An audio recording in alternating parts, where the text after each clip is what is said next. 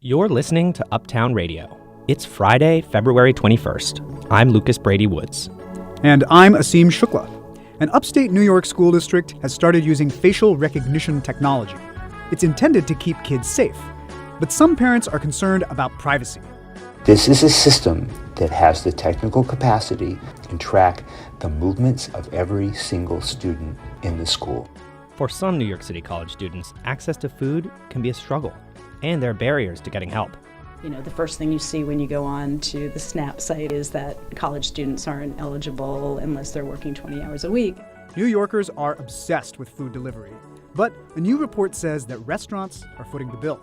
And freezing temperatures didn't stop fans from showing their support at the album launch of Korean pop band BTS this morning.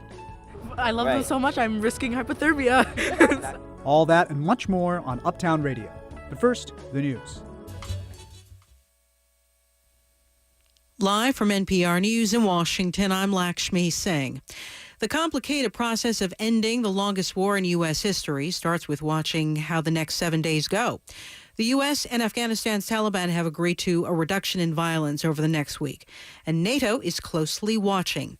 Terry Schultz reports from Brussels, members of the military alliance are waiting to see what the current pact will mean for their own troops who've been working alongside American forces in Afghanistan for the last 19 years. NATO Secretary General Jens Stoltenberg says the partial truce planned initially for 7 days is a critical test of the Taliban's willingness and ability to reduce violence and contribute to peace in good faith.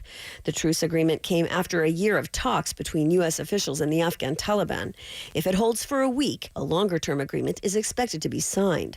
Stoltenberg adds this could pave the way for negotiations among Afghans, sustainable peace, and ensuring the country is never again a safe haven for terrorists.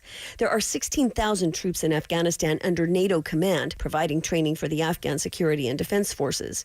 If the U.S. draws down its troops, which is envisioned if violence drops, other allies are likely to follow. follow. For NPR News, I'm Terry Schultz in Brussels. President Trump is railing against multiple media reports that the intelligence community has alerted members of Congress to Russia's attempts to again undermine the 2020 election in the incumbent's favor. Legislation involving intelligence happens to be the reason U.S. Attorney General William Barr plans to meet with Republican senators on Capitol Hill next week. NPR's Ryan Lucas reports. Officials tell NPR that Barr is planning to attend the regular Senate Republican lunch next Tuesday.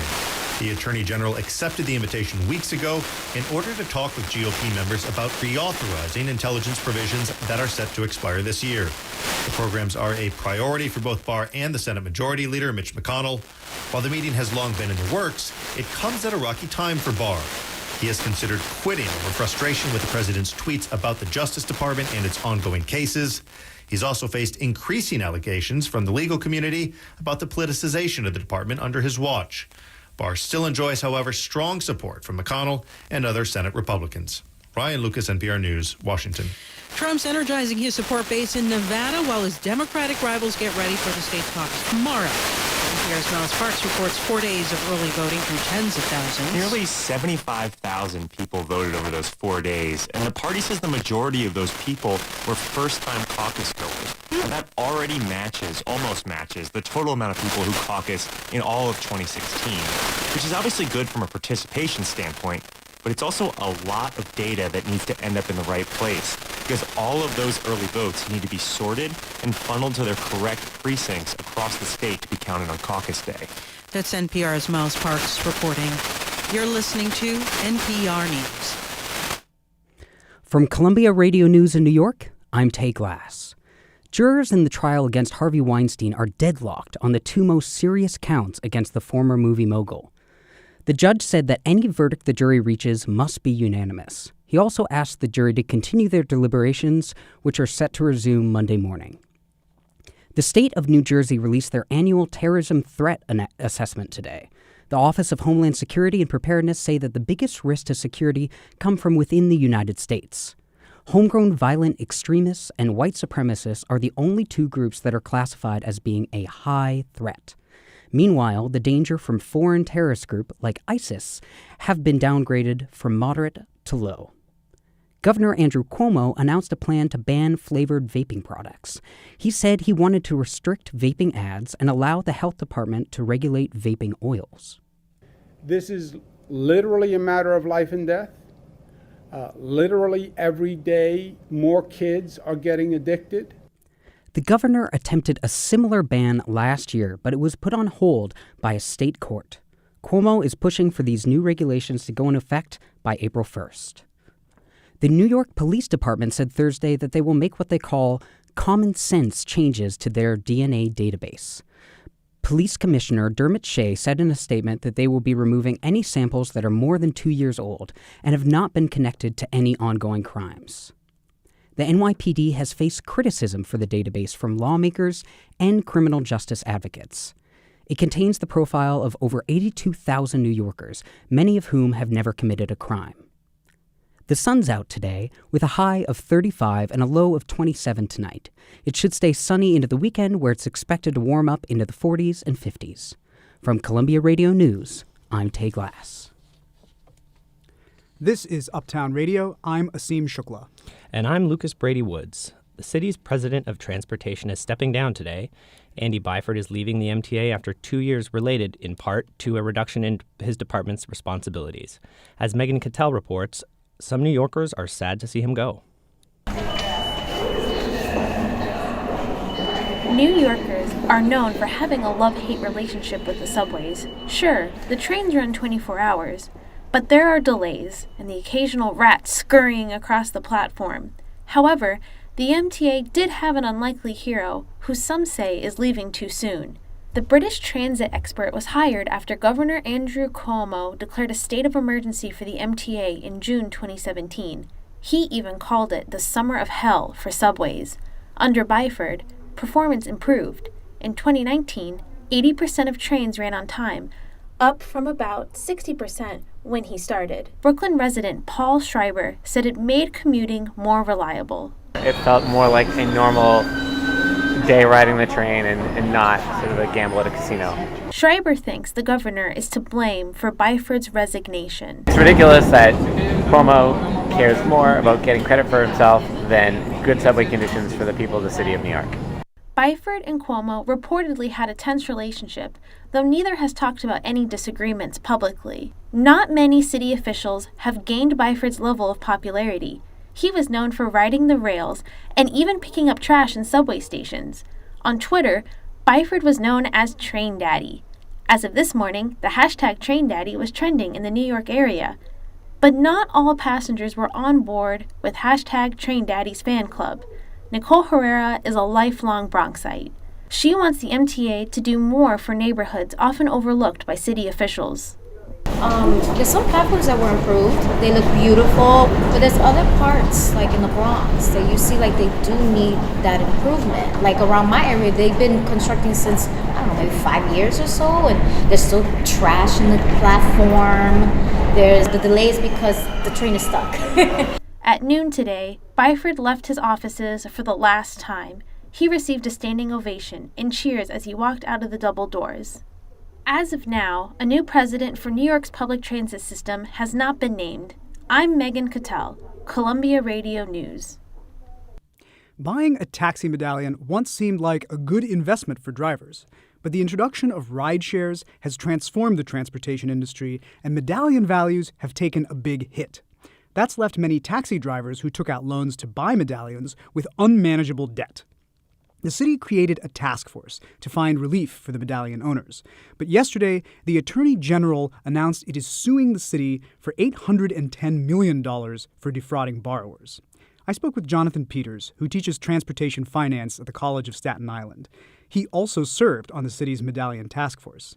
He feels that the city does bear some responsibility for misleading cab drivers. You have to be careful when you promote something as an investment, just like your standard investment advisor. You know, when they promote a particular stock or a particular security investment, you've got to be very careful about what you say and what you promise. And that, in this case, this may not be the case, that the owners really weren't very knowledgeable at how much they were concentrating their investment and how much risk they were taking on. I get that they did that, but to what purpose, to what degree is the people of the state of New York or the people of the city of New York responsible to pay back on money that you took out of the asset? Does the fate of the cab drivers who are in this hole and how we address that, is that going to affect consumers from either a supply or a cost perspective? I was asked to serve on behalf of the city council and the people of the city of New York, and the first thing I came into the room thinking about the broader people of the city of New York. And while I understand the strife of the medallion owners, I also think about what are we trying to achieve in the end game. So that's why I think about a soft landing. And again, whether or not the report fully reflects that, there were differences of opinion between the members of the committee. The other concept I would throw out to the listeners would be the idea of a self-medicating problem, which is that there's winners in this game, and let's just call them Uber and Lyft, who are making a big business in New York City and making quite a bit of money, and we thank them and think that's great, and we also are going to ask you to contribute to keeping the marketplace open. Now, this is not a bad deal for Uber and Lyft. They're going to cry, but the fact is that those people have a benefit of having a market now that's worth about $4.5 to $5 billion a year, versus what the old market with the yellow cab was about $2 billion a year market. So there's a lot more money being generated for the people providing this service. And by providing a tax to them and saying, okay, you're going to close down the medallion system, you're going to buy out the medallion owners, and that would be the benefit to the owner. Obviously the people would benefit because they'd still maintain the services they have. The city wouldn't have an excessive boundary, and the yellow medallion owners wouldn't be left out in the wind. That to me is a more graceful solution. Great. Well, thank you so much for joining us. That was really instructive, and hope you have a great day. Thanks so much. It was a pleasure talking with you. Take care.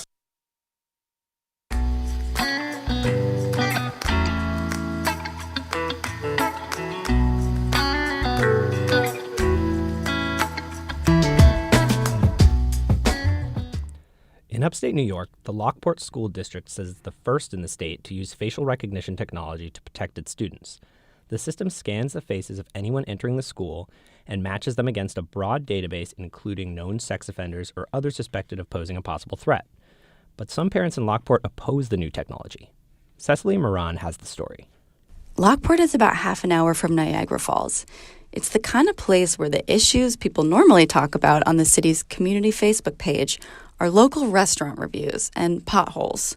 But more recently, residents are talking about the new technology that's been installed in schools. Jim Schultz has a daughter who's a junior at Lockport High School. So my first reaction was, this is a real waste of money. It was only later that I began to understand the privacy implications of it. The Lockport School District is planning to spend around $2 million on the project from a state fund called Smart Cities Initiative. But Schultz isn't just angry about the money. He's also concerned about privacy for students like his daughter. This is a system that has the technical capacity to retroactively go back for as long as the recordings exist and track the movements and the associations of every single student in the school. Michelle Bradley is Lockport District Superintendent.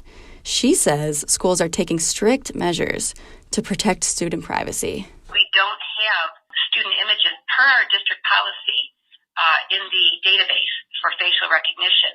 And Bradley says the new technology is just one small part of what the school is doing to keep students safe, like hardening the doors and increasing mental health programs. School psychologists, school counselors, social workers. So that provides a broader picture of what we're doing in Lockport and trying to keep our schools safer. Albert Fox-Kahn is with the Surveillance Technology Oversight Project, or STOP. It's a nonprofit that advocates for privacy. He says there's a problem with scanning the faces of kids, especially at school. One of the most important things in an open community is the ability to simply engage in academic and intellectual exploration. Kahn says it's the very feeling of being recorded that might make students second-guess what they do and how they act, like checking a book out of the library that they're embarrassed about. Or the student who wants to go to a student club that promotes a religious identity, or a student group for LGBTQ students, or any number of other very private facets of life. Kahn also says there's another problem. Facial recognition technology doesn't always correctly identify people of color, women, and small children. Some state legislators are working to regulate the way the technology is used in schools. For the time being, Lockport schools say facial recognition is necessary to keep kids safe. Cecily Moran, Columbia Radio News. Last week, the New York City Council passed 2 resolutions that would expand food access for college students. According to a study at CUNY's School of Public Health, CUNY students are at least 2 times more food insecure than the average American. That means they're less likely to have reliable access to nutritious food. Will Walkie reports on why hunger remains so prevalent for college students in New York City. When you picture a college student, the image of the broke 20-something surviving off ramen noodles and Kraft mac and cheese might come to mind. But for Angelica Duran, struggling for consistent access to food is her daily reality. She's a student at LaGuardia Community College in Queens, and she uses her campus food pantry 3 times a month. I need it to eat, any food to eat. I have to pay rent. Duran is a single mom. Today, she's at the pantry picking up a sweatshirt for her grandmother. The pantry also provides clothes and toiletries. Duran says she struggles to pay bills. There's childcare, her Metro card, and clothing. Often, food is the last thing Duran considers buying. Even if she wanted to apply for SNAP, formerly food stamps, she says the application process is too difficult. I never have time. You have to take the day off to go to the centers and apply, and I have to work. I can't take days off. As a single mom, Duran would qualify for SNAP. But unless they have kids, most students have to work 20 hours a week to be eligible. And that can be a struggle. Patricia Lamberson of CUNY's School of Public Health says those 20 hours are a barrier that keeps many students from even trying to find benefits. Currently, just 1/5 of food-insecure college students use SNAP. The first thing you see when you go on to the SNAP site is that college students aren't eligible unless they're working 20 hours a week. So then a lot of students just don't go any further than that. They just say, okay, I'm not eligible. But the City Council's new resolutions would allow for students' classroom hours to qualify as employment, and it would let students join an existing program that lets New Yorkers use their SNAP benefits to buy food at participating delis and restaurants. That's meant to solve another problem. Some students don't have access to a kitchen because they live in homeless shelters. Back at the food pantry, Rhonda Mouton is taking inventory. She's surrounded by metal shelves filled with canned foods. In one corner is a freezer with frozen peas and burritos. She helps manage donations from food banks and nonprofits, and she says she serves over 5,000 students per year. The applesauce, because they can just eat that, is popular. The salmon is real popular. Anything pasta, beans, and soup. A range of students use the pantry. There are single moms like Duran who've never had to skip a meal and only rely on the pantry for some help. But there are some students in much more serious situations. A survey from CUNY's Hope Center shows that just over a quarter of CUNY students often have to skip meals and are at a greater risk of dropping out of school. If you're here in a classroom setting for more than 4 hours and you don't have a meal, and who knows what their sleeping arrangements are, that will definitely impact you in your performance and able to take tests and study and be effective in your classroom. Mouton says she hopes the new resolutions will increase participation in the program, but she doesn't expect it to solve everything. In the meantime, she's stocking the shelves getting ready for school next week. Will Walkie, Columbia Radio News.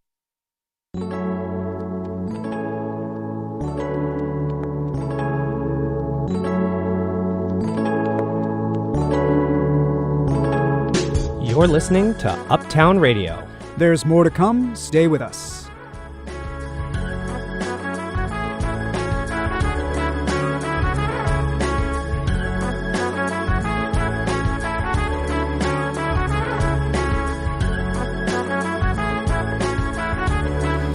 You're listening to Uptown Radio. I'm Asim Shukla. And I'm Lucas Brady Woods. Coming up, a look at Black History Month celebrations at the Manhattan School of Music. If Korean pop music is more your thing, we've got a story on the BTS album launch this morning.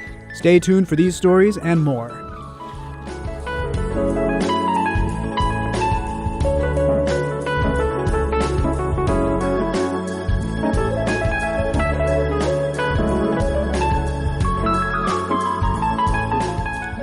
Presidential candidate and former New York City Mayor Michael Bloomberg faced repeated attacks at Wednesday night's Democratic debate. One target, stop and frisk, a policing policy of random searches which Bloomberg expanded under his tenure. Almost 700,000 searches were recorded at the program's peak. Stop and frisk was later found to disproportionately target people of color, and the courts ruled the policy unconstitutional. Jeremy Travis was president of John Jay College of Criminal Justice during the years Bloomberg was mayor. Now, a decade later, I asked him about the lasting legacy of stop and frisk. It has had a lingering and very powerful effect in New York City. Certainly on the young men who have been stopped. So there's some very important research that's been conducted on the psychological effects of being stopped by the police, being questioned and being harassed, and it happens more than once. There's a cumulative effect, and we should never, ever discount that. Thousands, hundreds of thousands of young men, mostly, particularly young men of color, have been stopped by the police, and that's now part of their growing up experience. And the fact that stops have come down so much means that the next generation will not have that experience. It's part of our memory now of how the police have interacted with residents of the city. But, does it still exist today as a policy? Depends what you mean by the policy. Let's make a distinction. Does the legal authority still exist for police to stop somebody who they have reasonable suspicion is about to commit a crime? Absolutely. We shouldn't be surprised. In fact, I think we should be pleased to see that the police continue to use their legal authority to stop people who they think have committed crimes. What the Bloomberg administration did, and to a lesser extent the Giuliani administration before it, was to make this from the top level down, from the police commissioner down, from the mayor down, a way or a method for controlling crime. The logic was, we need this practice to keep crime rates down. So that logic does not hold, and that's the important distinction. So there's good news in that the footprint of the criminal justice system is far reduced. The bad news is that the racial composition of those who are now being subject to criminal justice processing continues to be skewed, and with minorities making up a larger share. It still disproportionately affect young men and LGBTQ people of color. What needs to happen for sort of that discrepancy to stop in the NYPD? The city should be tracking even at a low level tracking the issue of racial disparities. That requires going back to the reasons for the arrest, where are the arrests being made, what can be done to think about diversion programs at the front end. The issue of racial divide, which is very powerful, has a historical genesis, but is also something that can be worked on in the day-to-day workings of the police department. Mr. Travis, thank you so much for being with us today and talking to us about this. Thank you. Organizations all over the city are celebrating Black History Month. On Wednesday, students at the Manhattan School of Music presented their annual performance commemorating Black History Month. Brett Forrest checked in with students and faculty about their expectations for the concert.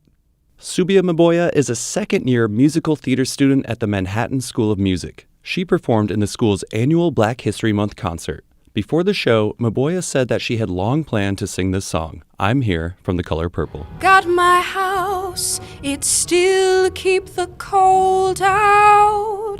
Got my chair when my body can't hold out. For Maboya, that song has special meaning to her. The Color Purple, the musical, when I first saw it, it was the piece that established for me why I wanted to go into the field as a whole. And it's really a great arc of a story that describes specifically a Black woman's human experience. Alexa Smith is the chief of staff at the Manhattan School of Music. She's also the advisor for the Black Student Union who organized the concert.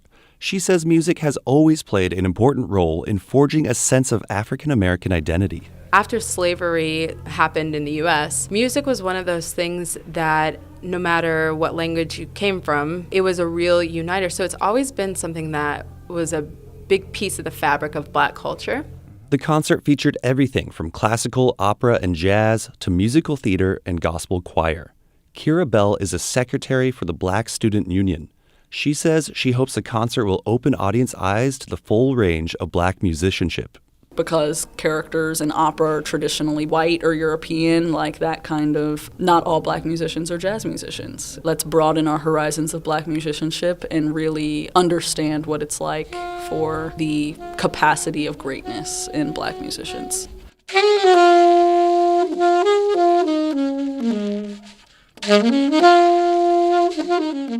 That's student Joseph Miller on the sax. He's a junior at the school. He chose to play that piece called Gift of Brotherhood. It's an original song written by another student. Kind of has an R&B feel to it that kind of brings up like warm feelings in everybody's hearts, you know? And it's showcasing how brotherhood is really important, and that's what the music kind of makes you feel. Miller says he hopes the music in the concert might help audiences better understand the Black experience. Like, music can make people cry, music can make people feel angry, music can make people happy, and because of that strong pull that music has, being able to share our story through that medium is so important, and it really helps convey our message way further than any other art, I think. Brett Forrest, Uptown Radio.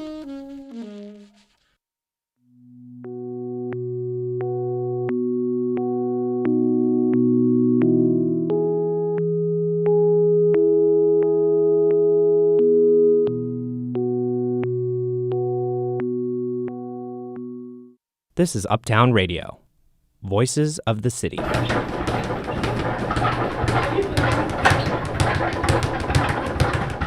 only been here like 2 years. No, I'm kidding. I've been here 40 years.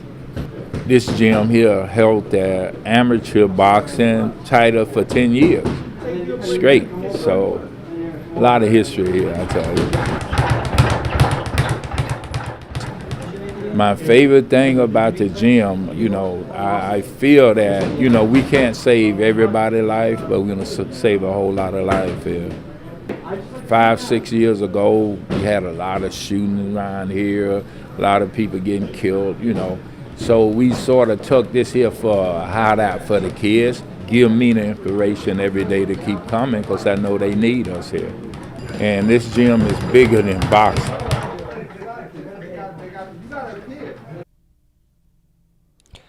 Ordering in tonight? You've got lots of delivery options: Uber Eats, DoorDash, Postmates, and more. In New York, Grubhub and its subsidiary Seamless are the most popular. But 80% of restaurants say that orders from Grubhub are either, quote, barely profitable or result in actual loss. That's according to a recent survey from the New York Hospitality Alliance, a trade group representing restaurants and bars. Emily Pizzagreda reports. This is Uptown Radio. Last year, Fallon Flaherty lost a fight. She was the general manager at a new cafe in Chinatown, and her boss wanted to offer delivery services. Flaherty fought against it. I was afraid that people would just start using the delivery service instead of coming in. Then they'd have to pay a 15 to 30% fee to Grubhub on orders from existing customers. And that's exactly what happened when the cafe did start offering delivery through the platform. To me, it was like we're basically like paying you to eat our food. You know, it's like that doesn't work. So the cafe stopped offering delivery, but they still offer pickup orders. People can use the app to order and then just pick up in person, and Grubhub only takes, I think, 11% of those sales. Because we wanted to offer the convenience, but without losing so much ourselves. Customers have gotten used to the convenience of click-to-order platforms. So these are the kinds of tough decisions restaurants in New York are having to make.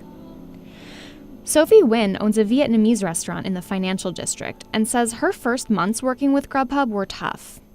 But she also saw some big advantages. She didn't have to hire her own delivery staff. And some companies offer their employees perks or discounts on orders through the platform. To make it work, she decided to bend Grubhub's rules. So one of my friends actually running a Japanese restaurant told me that you must raise the price on Seamless at Grubhub. And that's what I did.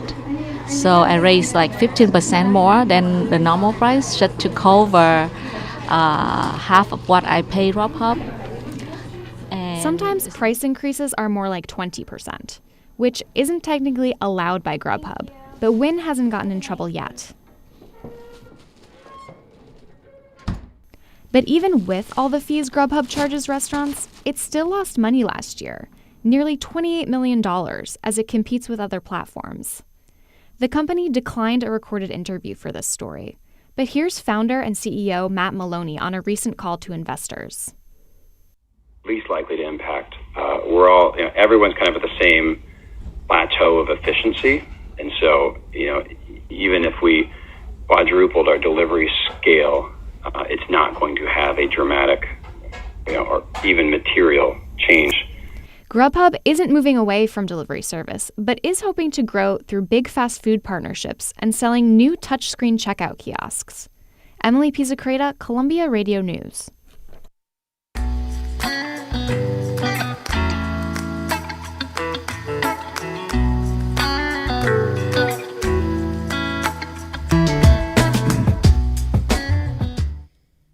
More than 650 languages are spoken by New Yorkers. Today is the United Nations International Mother Language Day. Kira Long caught up with one New York group for whom this holiday is especially important. A dozen kids sit on a brightly coloured floor mat, practicing a song. They're at the Bangladeshi Academy of Fine Arts, or BAFA, where they've been practicing songs, dances, and poetry readings for International Mother Language Day for weeks. Janatul Ara, a Bengali teacher at BAFA, says that passing language on to kids is crucial to Bangladeshi identity. We have to carry this for the nation, for the next generation. Ara is gluing fake red flowers to a cardboard wreath. Today, she'll be placing that wreath under BAFA's replica of the Shahid Minar, a national monument in Bangladesh that commemorates February 21st. The holiday's beginnings go back to 1948, when Bangladesh was part of Pakistan. Saeeda Farhim, a 23-year-old Bangladeshi student at Columbia's Teachers College, explains. We were part of Pakistan and, we were not allowed to speak Bangla as a language. They tried to have Urdu as the state language, and as a Bengali people, we really fought against that. In 1952, after 4 years of protests, police killed a student demonstrator in Dhaka. It was only then that the government granted Bengali official language status. This is the day our language was officially given to us. I'm so honored. I'm really happy that, it started with us, and then everyone's starting to, realize that language is so important, it's so unique to everyone. As people move around the world, they take their languages with them. So tracking languages can reveal migration patterns, says Ross Perlin. He's the co-director of the Endangered Language Alliance, a non-profit that preserves languages across New York City. An example of that would be the Seke language in Brooklyn, which has 700 speakers in the world from 5 villages of Nepal, but about 100 of those speakers or more now are living in mostly a couple of buildings in Brooklyn. The ELA has placed hundreds of languages spoken by New Yorkers onto a map of the city. You see how microcosms form, how West Africa is reflected in the Bronx. Perlin says that regional languages are at risk of disappearing. If your mother language is regional, you often have to learn at least one other language to communicate with people outside of that area. But Perlin says that for many people, speaking their mother language is fundamental to their identity. It's a matter of justice, and it's an issue of linguistic diversity being held by the most marginalized people in the world. For some people, speaking your mother language itself is an act of resistance. I'm Kira Long with Uptown Radio. A Korean pop sensation is launching its newest album for the first time in New York City, and fans can barely contain their excitement. K-pop has become an international phenomenon, and a 7-member South Korean boy band called BTS is one of the most popular. With dancey beats, colorful looks, and choreographed dance moves, BTS is on par with the biggest boy bands of all time. Still, many fans here in the States can't speak the language.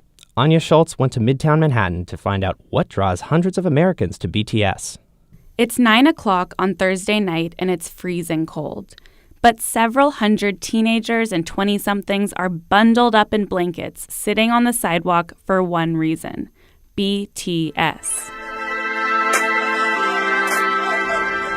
BTS superfans call themselves ARMY. And tonight, they're sleeping outside in the cold because their favorite band in the whole world will be appearing on the Today Show in the morning, and they want to be first in line. Yeah, I have 3 layers of pants, and then 2 shirts, 2 hoodies, and 2 sweaters and a jacket. That's 20-year-old Emily Martinez from Yonkers. She brought a camping chair to sleep in. 19-year-old Phoebe Lynn, a student at NYU, gets emotional talking about the band. I feel like they create another whole world for me. So when I'm very tired, stressed, that's the place for me to hide. The 7-member boy band rose to fame over the past several years with its bright, energetic dance hits and dreamy looks. The fans waiting here tonight say they're inspired by the BTS success story. Dozens of fans all said the same thing. They like the idea that they can make it big by being themselves. BTS is about learning to love yourself and not caring what anyone else thinks. Fans pass out hand warmers and sing along to their favorite songs in Korean. They don't understand the language, but they still know every word of the lyrics. 21-year-old Noah Castro is singing BTS karaoke to pass the time. She helped to design a cardboard poster with a collage of the band members' faces. She hopes to give it to the band. They inspire me to truly be myself wherever I go, to be more confident in myself, and to love myself. At 4 a.m., BTS officially released its new album. It's called Map of the Soul 7, and it's what the fans have been waiting for. The album broke $4 million in pre-sales, and it's already #1 on iTunes. In their new music video, the band members wear black leather jackets, white t-shirts, and dance in a hip-hop inspired style. The video already has 24 million views on YouTube.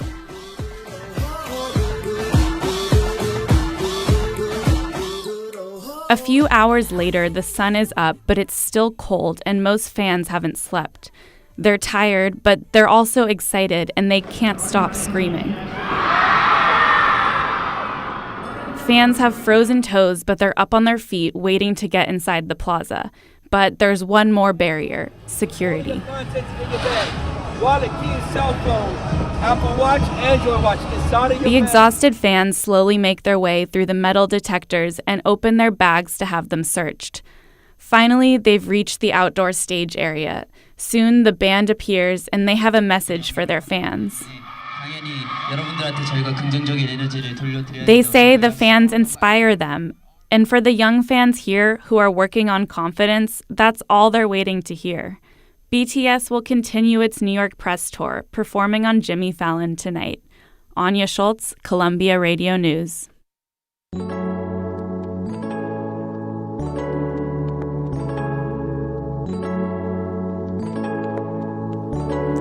That does it for this edition of Uptown Radio. We hope you enjoyed the show.